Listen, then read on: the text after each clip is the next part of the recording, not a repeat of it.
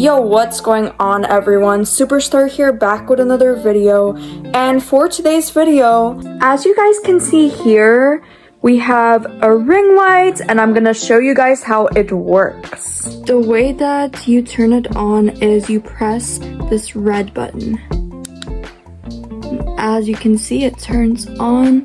The way that you can control how high or low it is by pressing these two buttons. This makes it lower and this makes it higher. This button changes the color of the light. So right now it is on white.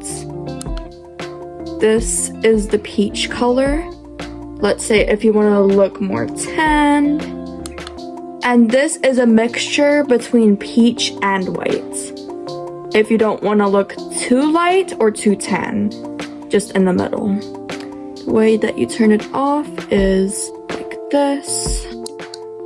This is where you put your phone. You can adjust it, whether if you want to do it this way or horizontally. Slowly, when it's loose, you can adjust how high you want it to be and horizontally. Slowly, when it's loose, you can adjust how high you want it to be and how low you want it to be.